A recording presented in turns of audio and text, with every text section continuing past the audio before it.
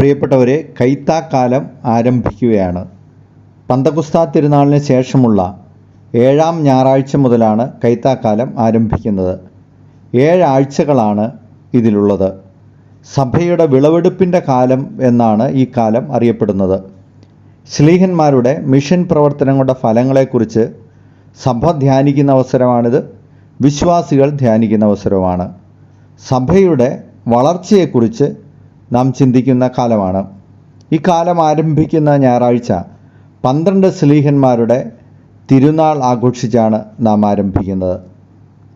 കാരണം സഭയുടെ ചരിത്രം വലിയൊരളവ് വരെ ശ്ലീഹന്മാരുടെ ചരിത്രവും കൂടിയാണ്. സഭയുടെ ആധാരശിലകളാണ് ശ്ലീഹന്മാർ. യോഹന്നാൻ്റെ മാമോദീസ മുതൽ ഈശോയോടുകൂടെ ഉണ്ടായിരുന്നവരും തിരുവുദ്ധാനത്തിൻ്റെ സാക്ഷികളുമാണവർ. ഈ ഭൂമിയിൽ സുവിശേഷ മൂല്യങ്ങളുടെ പ്രസരണം നടന്നത് അവരിലൂടെയാണ്. ഉയർത്തെഴുന്നേറ്റ മിശിഹായെ അവർ നേരിട്ട് കണ്ടതാണ് ഭീകര പീഡനങ്ങളെപ്പോലും നിസ്സാരമായി കാണാൻ അവർക്ക് ആത്മബലവും കരുത്തും നൽകിയത്. യാമപ്രാർത്ഥനയിൽ ശ്ലീഹന്മാരുടെ ശ്രേഷ്ഠതയെക്കുറിച്ച് നാം പാടുന്നുണ്ട്. ഇരുളിലലഞ്ഞൊരു ലോകർക്കായി സത്യവിഭാതമരീചികൾ വീശും നിസ്തുലരാകിന ശ്ലീഹന്മാരെ ശാശ്വത ദീപസമൂഹം നിങ്ങൾ ജീവനിലേക്കു നയിച്ചിടും ഉത്തമ വീഥി തെളിച്ചി മഞ്ഞിനു നിങ്ങൾ. ഇനി നമുക്ക് 12 ശ്ലീഹന്മാരെക്കുറിച്ചും അവരുടെ ചരിത്ര പശ്ചാത്തലത്തെക്കുറിച്ചും മിഷൻ പ്രവർത്തനത്തെക്കുറിച്ചും രക്തസാക്ഷിത്വത്തെക്കുറിച്ചും ചുരുക്കമായിട്ട് ഒന്ന് കാണാം. ശ്ലീഹന്മാരുടെ ഈ തിരുനാൾ ദിനത്തിൽ അത് ആവശ്യമാണല്ലോ. അതിനാൽ തന്നെ ഈ വീഡിയോ അല്പം നീണ്ടതാകാം, ക്ഷമിക്കുക. പക്ഷേ ശ്ലീഹന്മാരെക്കുറിച്ച് സമ്യക്കായ ഒരു വിവരണം ഈ വീഡിയോയിൽ ഉണ്ടാകും എന്നുള്ളത് ഈ വീഡിയോയുടെ ഒരു പ്രത്യേകതയാണ്. 12 ശിഷ്യന്മാരിൽ 6 പേർ സഹോദരങ്ങളാണ്. മുക്കുവൻ്റെ സ്വർഗം എന്നറിയപ്പെടുന്ന യോർദാൻ നദീതീരത്തുള്ള ബേത്സയിദയിൽ നിന്നുള്ളവരായിരുന്നു ആദ്യ സഹോദരങ്ങളായ പത്രോസും അന്ത്രയോസും. പത്രോസ് പിന്നീട് കഫർനാമിലേക്ക് താമസം മാറിയപ്പോൾ അന്ത്രയോസും അങ്ങോട്ട് സഹായിക്കാനായിട്ട് മാറി. സെബദിപുത്രന്മാരായ യാക്കോബും യോഹന്നാനും മീൻപിടുത്തത്തിൽ പത്രോസിൻ്റെ പങ്കാളികളായിരുന്നു. പത്രോസിനെ ഈശോ ശിഷ്യന്മാരിൽ ഒന്നാമനായി നിയമിച്ചു. ജെറുസലേം, യൂദയ, സമരിയ, കോറിന്തോസ്, അന്ത്യോക്യ, ഏഷ്യ മൈനർ, റോമ തുടങ്ങിയ സ്ഥലങ്ങളിലെല്ലാം ശിഷ്യപ്രമുഖനായ പത്രോസ് കർത്താവിൻ്റെ സന്ദേശവുമായെത്തി. പന്തക്കുസ്താ ദിനത്തിലെ പത്രോസിൻ്റെ പ്രസംഗം വിശ്വപ്രസിദ്ധമാണ്. ഒറ്റ പ്രസംഗത്തിൽ അനേകായിരങ്ങളാണ് മനസ്സ് നൊന്ത് മാനസാന്തരപ്പെട്ടത്. ഈശോയെ അഗാധമായി സ്നേഹിച്ചിരുന്ന ഈ അപ്പസ്തോലൻ ചരിത്രകാരനായ എൗസേബിയൂസിൻ്റെ അഭിപ്രായത്തിൽ കിരാതനായ നീറോ ചക്രവർത്തിയുടെ സമയത്ത് AD 67 ജൂൺ 29 തലകീഴായി കുരിശ് തറയ്ക്കപ്പെട്ട് വധിക്കപ്പെടുകയായിരുന്നു. പത്രോസും സഹോദരനായ അന്ത്രയോസും യോഹന്നാൻ മാംദാനയുടെ ശിഷ്യന്മാരായിരുന്നു. സഹോദരനായ പത്രോസിൻ്റെ കുടുംബത്തോട് ചേർന്നാണ് അന്ത്രയോസും ജീവിച്ചിരുന്നത്. യോഹന്നാൻ മാംദാനയാണ് ഈശോയെ അവർക്ക് ആദ്യമായി കാണിച്ചു കൊടുക്കുന്നത്. പത്രോസിനെ ഈശോയുടെ അടുത്തേക്ക് കൊണ്ടുവന്നത് അന്ത്രയോസാണ്. 5 അപ്പം കൈവശമുള്ള ബാലനെ കണ്ടെത്തി ഈശോയുടെ പക്കൽ കൊണ്ടുവരുന്നതും ഗ്രീക്കുകാരെ കൊണ്ടുവരുന്നതുമൊക്കെ അന്ത്രയോസാണ്.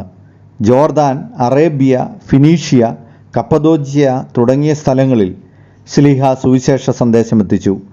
ഒരു റോമൻ പ്രവിശ്യ ഗവർണറായ ഈജിയൂസ് തൻ്റെ ഭാര്യയും ബന്ധുക്കളും ക്രിസ്തുമതം സ്വീകരിച്ചു എന്നറിഞ്ഞതിൽ കോപിഷ്ഠനായി AD 69 നവംബർ 28 ശ്ലീഹായെ എക്സാകൃതിയിലുള്ള കുരിശിൽ തറച്ച് വധിച്ചു എന്നാണ് പാരമ്പര്യം പറയുന്നത്. ഈശോയുടെ ശിഷ്യന്മാരിൽ യാക്കോബ് നാമധാരികളായ 2 പേരുണ്ട്.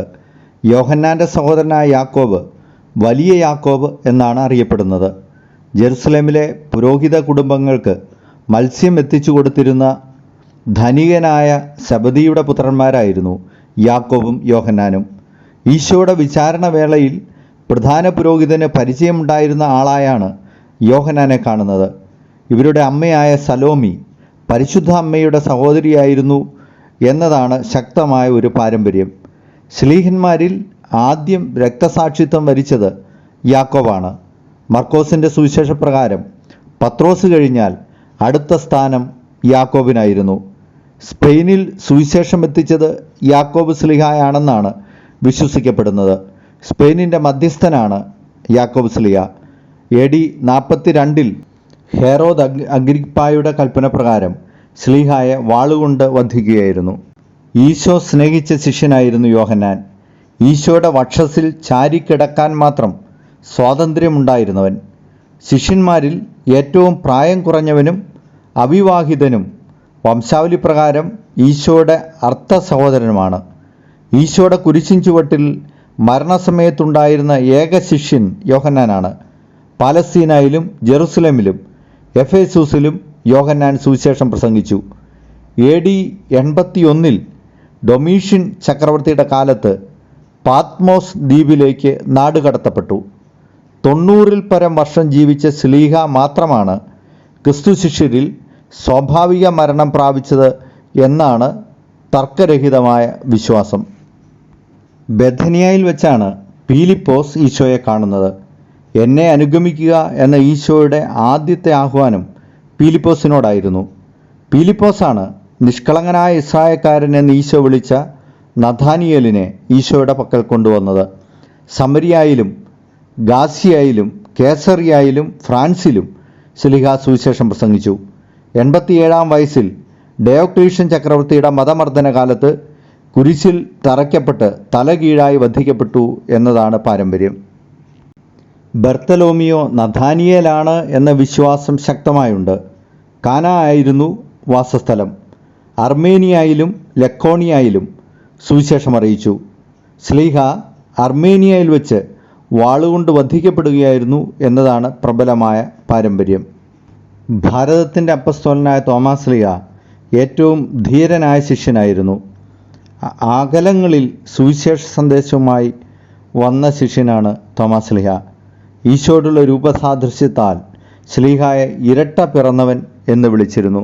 ഇന്ത്യയിലും പേർഷ്യയിലും ചൈനയിലും സുവിശേഷം അറിയിച്ചു. AD 52 കൊടുങ്ങല്ലൂരിൽ കപ്പലിറങ്ങിയ സ്ലീഹ ഭാരതത്തിൻ്റെ സുവിശേഷ വേലയുടെ ഒടുവിൽ മൈലാപ്പൂരിലെ ചിന്നമനയിൽ വെച്ച് പ്രാർത്ഥിച്ചുകൊണ്ടിരിക്കെ AD 72 കുന്തത്താൽ കുത്തപ്പെട്ട് രക്തസാക്ഷിത്വം മകുടം ചൂടി. കഫർനാമിലാണ് വിശുദ്ധ മത്തായി ചുങ്കം പിരിച്ചിരുന്നത്.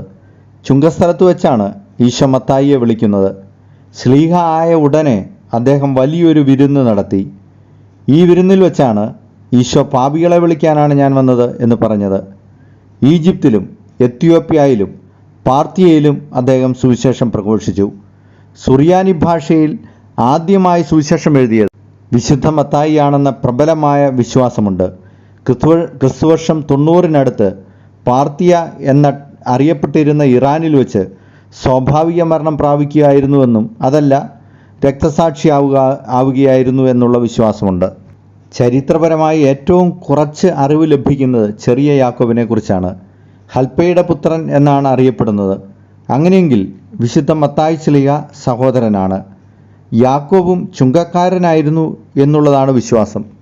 നമുക്ക് ലഭ്യമായ യാക്കോബിൻ്റെ ലേഖനം ഈ ചെറിയ യാക്കോബിൻ്റേതാണ്. ജെറുസലേം കേന്ദ്രമാക്കി സുവിശേഷം പ്രചരിപ്പിച്ച അദ്ദേഹം AD 62 യഹൂദരാൽ കല്ലെറിഞ്ഞ് വധിക്കപ്പെട്ടു എന്നാണ് പാരമ്പര്യം. അസാധ്യകാര്യങ്ങളുടെ മധ്യസ്ഥനായി വണങ്ങപ്പെടുന്ന യൂദാ തദേവുസിൻ്റെ പിതാവ് ക്ലെയോഫാസ് ആയിരുന്നു. ഈശോയുടെ കുരിശിൻ ചുവട്ടിൽ ക്ലെയോഫാസിൻ്റെ ഭാര്യയായ മറിയവുമുണ്ട്. പരിശുദ്ധ അമ്മയുടെ മറ്റൊരു സഹോദരിയായിരുന്നു ഈ മറിയം. പാലസ്തീനയിലും എദേസായിലും ലിബിയയിലും പേർഷ്യയിലും സ്ലീഹ സുവിശേഷം പ്രഘോഷിച്ചു. തോമാ സ്ലീഹയെപ്പോലെ പേർഷ്യയിൽ വെച്ച് രക്തസാക്ഷിയായി എന്നതാണ് വിശ്വാസം. ശിഷ്യന്മാരിൽ 11ാമനായ ചെറിയ ശിമയോനെ തീവ്രവാദി എന്നാണ് വിശുദ്ധ ലൂക്ക വിശേഷിപ്പിക്കുന്നത്. യഹൂദ നിയമത്തോടുള്ള തീഷ്ണതയാണ് അദ്ദേഹത്തെ തീവ്രവാദി എന്ന് വിളിക്കാൻ ഇടയാക്കിയത്. കോപ്റ്റിക് സഭയിലെ പാരമ്പര്യപ്രകാരം ഈജിപ്ത്, ആഫ്രിക്ക, ബ്രിട്ടൻ എന്നിവിടങ്ങളിൽ സുവിശേഷം പ്രഘോഷിച്ച സ്ലീഹ ഇറാനിൽ വെച്ച് രക്തസാക്ഷിയായി. യൂദാസ് കറിയാത്തേക്ക് പകരം തിരഞ്ഞെടുക്കപ്പെട്ട മത്തിയാസ് യൂദയാദേശക്കാരനാണ്.